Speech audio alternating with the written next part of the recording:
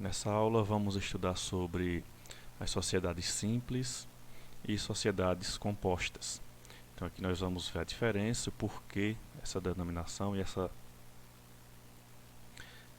diferenciação entre uma sociedade simples e uma sociedade composta, que diferencia uma da outra.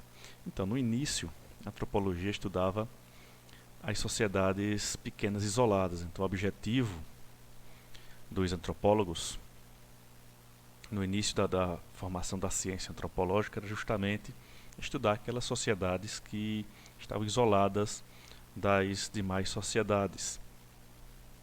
E eles descreviam essas sociedades pequenas de acordo com o que eles viam. Então, não estavam preocupados em saber a opinião e saber o que eles achavam de como eles eram. Simplesmente pela observação é que eles descreviam aquelas sociedades pequenas estudadas. Com o tempo, se passou a estudar sociedades mais complexas. Então eles estudaram as pequenas sociedades, os grupos homogêneos, e passaram a estudar depois sociedades complexas, sociedades com vários tipos de grupos dentro de uma mesma estrutura. Então aí a coisa ficou um pouco mais difícil, mais complicada, e surgiram novas questões e também surgiram novas teorias e conceitos para explicar determinados fenômenos dentro daquela sociedade. Na verdade, nenhuma sociedade é realmente simples. Então, dentro de uma sociedade pequena, existe a sua própria complexidade, independentemente do tamanho de uma tribo, por exemplo, ou o tamanho de um império, como o Império Chinês, o Império Romano, o Império Russo. Então, as sociedades são simples porque são pequenas, porém não têm uma organização formal, mas dentro de sua organização informal ela é complexa, dentro de sua própria complexidade. Mas conceituando, uma sociedade complexa deve ter uma grande escala de tamanho, com vários outros grupos que englobam e que fazem parte da mesma sociedade, sendo de um grupo de grupos diferentes. Ela tem a presença do Estado, então o Estado é forte, o Estado é controlador, o Estado molda a sociedade de acordo com suas leis, de acordo com suas práticas. Então, uma sociedade complexa, ela tem a presença do Estado que manda nos seus indivíduos.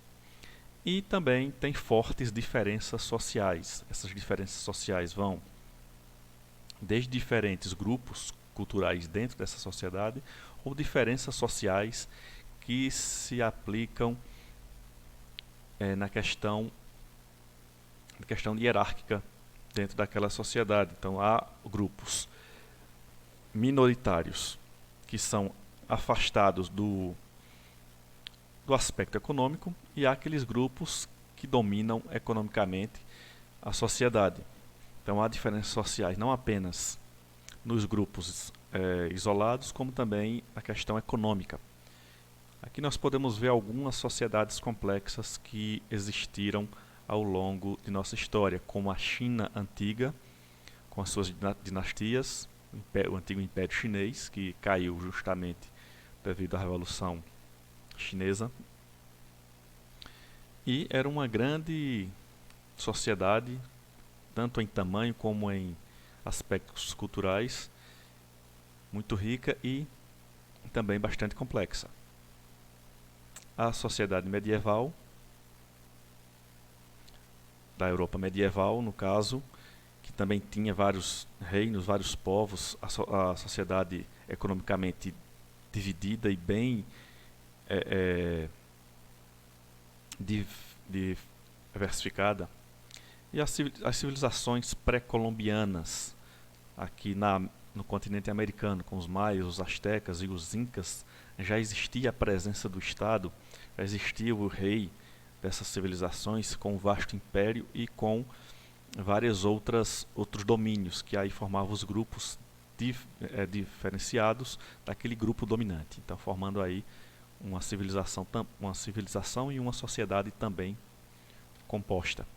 A partir da segunda metade do século XX, os antropólogos passaram a observar as grandes sociedades, foi justamente deixaram de lado as sociedades pequenas e isoladas e passaram a estudar as grandes sociedades, essas sociedades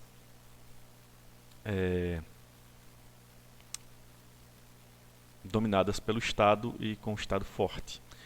De início utilizaram bases de estudo das pequenas sociedades, então como eles já tinham uma prática, já tinham um referencial teórico e um método de observação, então passaram a utilizar no princípio aquele mesmo método utilizado para estudar as pequenas sociedades.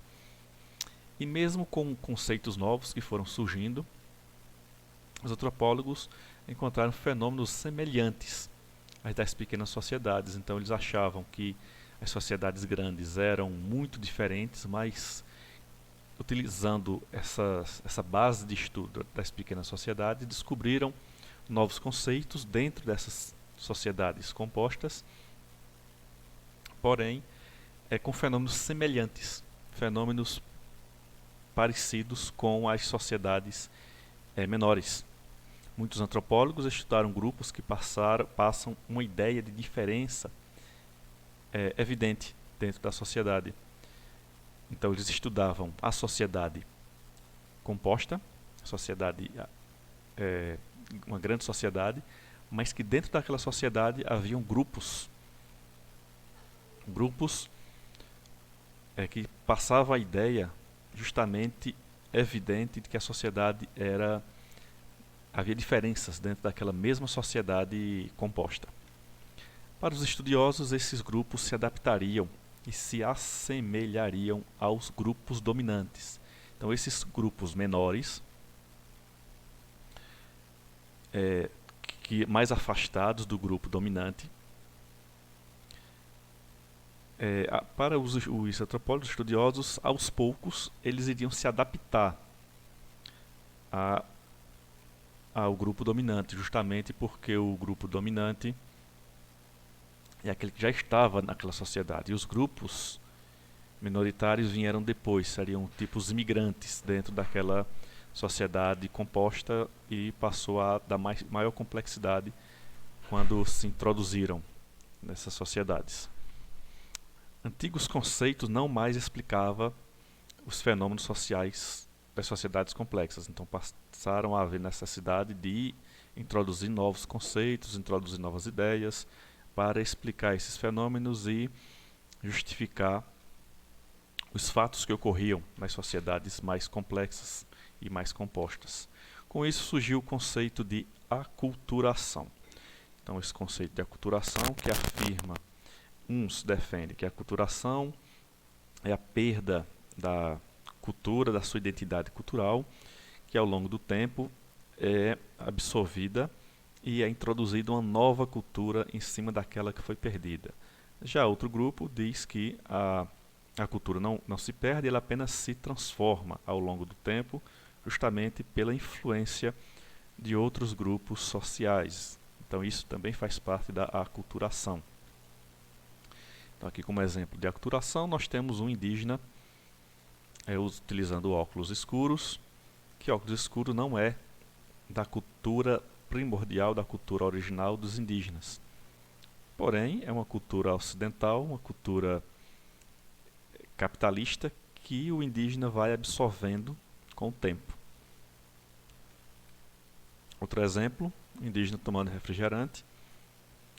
Isso caracteriza justamente o processo de aculturação, que ele está absorvendo uma nova cultura, mas não deixa a dele de lado. Porém, ao longo do tempo, ele vai absorvendo mais da cultura capitalista ocidental e algumas coisas da cultura dele vai deixando de lado. Isso é comum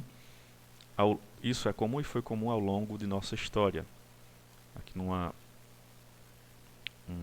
mongol, também com celular, mongols são pessoas são de tribos asiáticas, com um aparelho eletrônico que também é de uso capitalista. e socialista também, né? Na China tem muitos celulares, senão eles não usavam.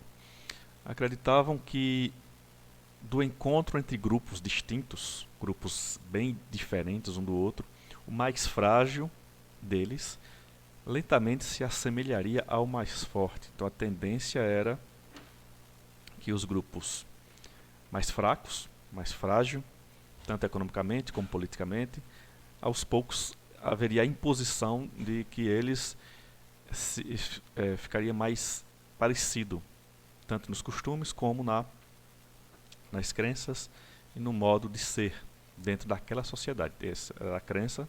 Essa crença não se concretizou muito, porque muitos grupos que vivem há muito tempo em uma sociedade não deixaram de lado as suas origens, simplesmente absorveram a cultura do grupo dominante, mas que houve uma mudança e não uma total desculturação.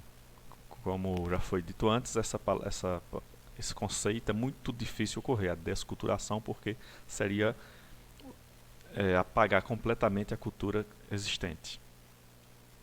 Os antropólogos só contavam com os instrumentos usados no estudo das sociedades pequenas.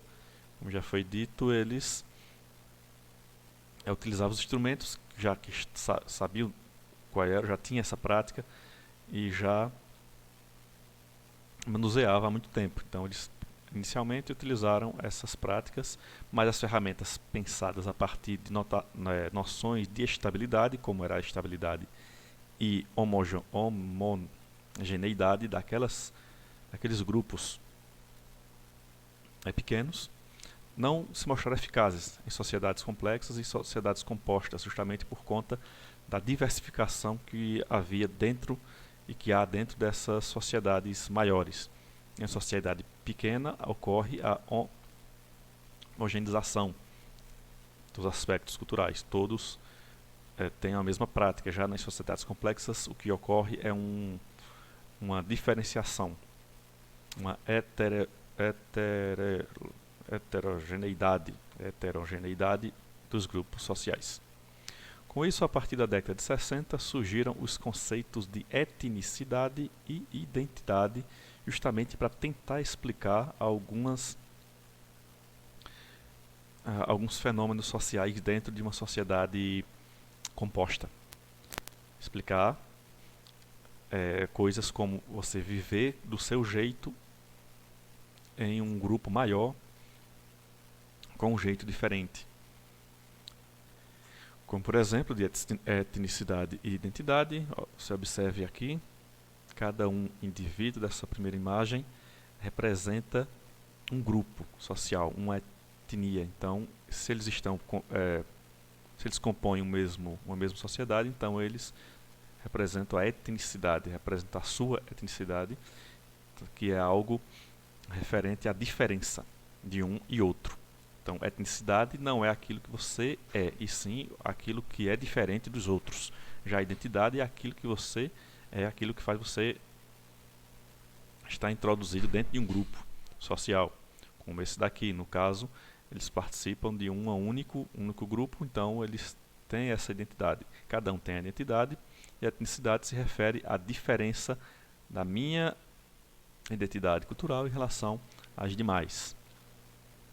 Nessa última, nós vemos aqui várias crianças de vários países do mundo, que podem ou não conviver em uma única sociedade, e cada um representa a sua identidade, mas é visível aí a etnicidade justamente por conta dessas diferenças que um tem em relação ao outro, tanto na cor da pele, dos trejeitos faciais, como na forma de vestir, na forma de se observar.